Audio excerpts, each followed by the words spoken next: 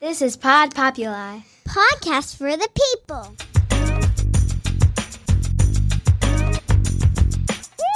The Great Love Debate. It's the Great Love Debate. The Great Love Debate. It's the Great Love Debate. Hi again, everyone. It's Brian Howie. Welcome to the Great Love Debate, the world's number one dating and relationship podcast. Since 2015, I am here in the very fine studios of Pod Populi, podcast for the people. I was initially going to record this at the brand new one in Vegas. It's a little too echoey. It's not quite done. It will be done in a few weeks, and I will record there, and it'll all be fine. It's a beautiful studio. But I'm here at the one in Scottsdale. It's very early in the morning, in the gloaming, as they say. Maybe the gloaming might be twilight, but it's pre-dawn.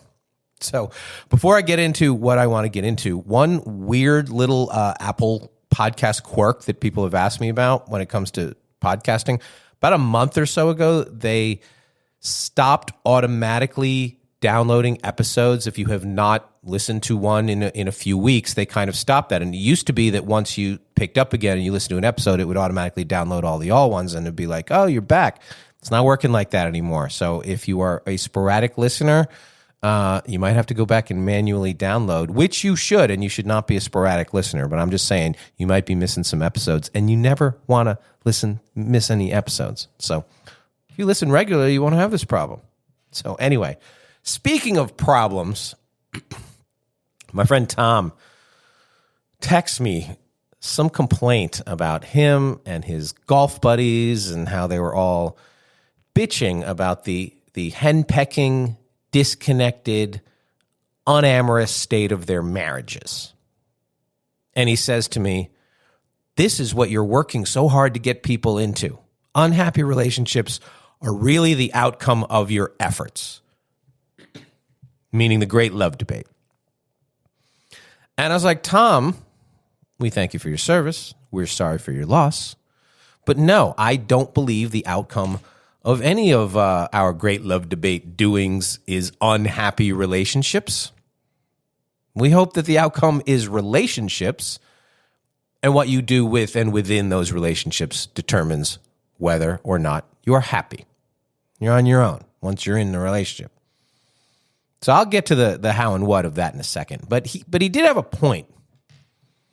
And I say this as someone who's never been married, though it's very, very early. The day's not over. But as someone who's had, a fair amount of long-lasting, healthy relationships and more than a few really bad and toxic and unhappy ones. Basically, what I'm getting at is I can't believe, even though I've been one of those people, how many people stay in relationships, especially marriages, for months, years, decades. With not only very little love or affection for their partner, but open disdain, even flat out contempt. They don't even hide it or pretend otherwise. They don't hide it from each other. They don't hide it from their friends and neighbors. They don't hide it from strangers at the grocery store, and they don't even hide it from their kids. They are trapped together doing hard time. And I see it all the time. So every once in a while, I'm at a soccer game or a networking function or a musical performance, and I will see the parents. And two things I will notice. The weird sexual energy between people who are not married to each other. Jim, you're looking good. Have you been working out? Hey, Kelly, Ashley played really great. All your hard work with her seems to be paying off. That weird little banter that's really not about anything. The cordial comments and the positivity leading up to some sort of potential adultery. That's what's going on at these games. So I always notice that part of it. But the other part,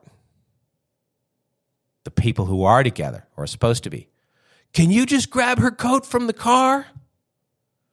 Why are you letting him eat that? This isn't about the struggle of parenting, which I grant you is absolutely an impossible and thankless task. No, this is about a partnership broken down and dead in the water. And I've said many times that when you go from boyfriend, girlfriend to husband, wife, it's a different dynamic. But going from husband, wife to mom and dad is a different planet altogether. And very little of the atmosphere on that planet is about anything that brought you together in the first place. So what is keeping you together? And why? And if it should at all, that's what I want to take a deep dive on. Mostly for the married folks out there, but lessons learned for all of us. And again, I'm not here to necessarily give you the answers, but I do have to raise the questions. And in raising the questions, perhaps all of us, the married and the wannabe married among us, can get somewhere. So don't go anywhere. Got to take a quick break. So let's stay together. We'll be back right after this. And we are back. And right before the break, I said, let's stay together. And I unintentionally triggered thoughts of the Al Green song in my head. Loving you, whether times are good or bad, happy or sad. You know the song? Maybe I should have stayed in the Vegas studio with the echoes. Maybe that would have sounded better. And I get that those are the fundamental tenets of a relationship, and especially a marriage. And we brought it up in the episode we did a month or two ago about wedding vows, where it was about sickness and in health, et cetera, et cetera. But I think those are more about physical maladies or collective life challenges that you can and should take on as a couple within the framework and strength of a partnership. But what about when you simply grow apart or change your perspective? Or you or her or him simply change who you are, what you want, what you need, and you've changed that initial attraction and whatever it was that brought you together. It turns into this toxic stew of resentment and anger and flat out hate. Then what? Why are you sticking it out? It's very rarely when I see this or I inquire about this, when it gets to this point, is the answer, we're trying to work through some things. More likely it's somewhere in the ballpark of, I'm trying to ignore some things. We are getting by despite those things. And I'm always like, why? Why Tom and the golf buddies who no longer love their wives? Why? Is it convenience? I don't know. Doesn't seem very convenient to sleep in separate rooms. Not to me. Or to have what is colloquially known as hallway sex. You pass each other in the hallway and say, fuck you. So are you together because of the kids? I mean, I get that a little logistically, financially. You know, there's a chance you can hide the hatred from the kids and you don't want to break up at least the illusion of the family. I get that. I understand that. And I also get that a lot of you don't want to be divorced. Not once, not twice, because you feel there's some stigma of failure that you perceive to be associated with that. I understand that too. Valid. I don't know if they're reasons or excuses or what, but I'll just say points taken. But let's put those points aside for a second. You can have many loves in your life. You know, obviously you want one great one that lasts forever and ever, but you can have many. But you only get so many time periods, so many decades. So you want to throw away your 20s on that asshole? And you want to miss out on your 30s because you were with her or him, but you're busy finding yourself, or she was busy finding herself, or he was busy finding herself. You want that? Do you want your 40s and 50s, some of the last best windows of opportunity to pass you by while he sits in the basement playing video games and downloading porn, or she's spending her night in the twins' bedroom, barely acknowledging your existence? Is that what you want? Because that's not the love that was described in the brochure. And that is not what I believe we are, meaning me, you, and this show, on the quest to find and to have and to grow. Or so why do I bring all this up? I bring this up because I see it all the time, and I don't get why it has become the normal. You've heard me on this podcast. I always say that when somebody gets divorced, finally, I don't ask them when they knew they were going to get divorced. I ask them when did they knew that it wasn't going to last a long, long time. And the answer to that is very scary. It's always like when he asked me, the honeymoon, the wedding day. It's very early on, and then this divorce happens 10, 15 years later. So props to trying to work it out, but I don't think you're trying to work it out at that point. I think you're sticking it out, and there's a big, big difference.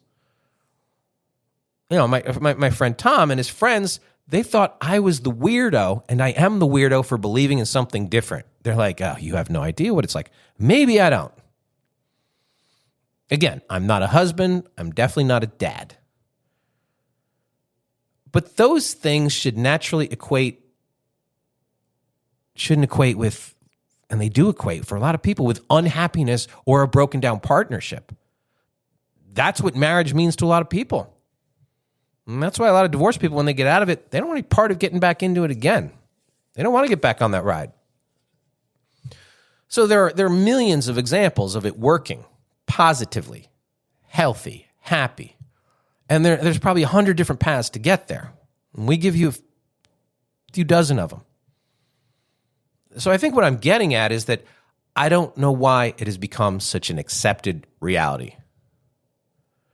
Jennifer and John have been married for 17 years and they have 2 kids. Well, that doesn't tell me anything about their relationship, because it shouldn't be defined by the longevity or the offspring. It should be, I would hope, something like, no matter how long they've been together, they still have a date night every Friday night. Excuse me. My grandparents had that. My mom's parents had that. And you can say, well, that was a different time and women didn't speak up as much and maybe all the grandma's needs weren't really being met and they just kind of went along with it. Maybe. But they had that date night. And I think if they didn't have what I think they did have, they wouldn't have had that. Because to me, it didn't seem like something that was done out of routine or habit. It seemed like it was done because it was the fundamental core of who they were as a couple. And I saw it, and I believed it, and I still believe in it. So maybe I'm naive. My parents were married over 50 years. I don't even think they liked each other.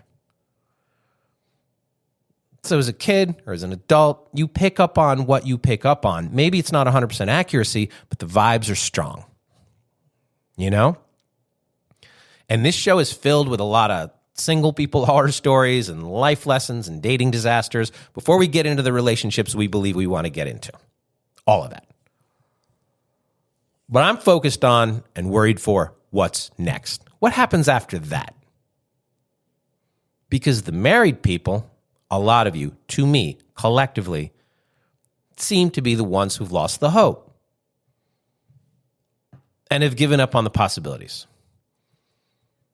And this isn't something I'm talking about where a few counseling sessions will fix it, or it's just a temporary misunderstanding or a phase he's going through. This is about being checked out, counting the days till the youngest graduates high school.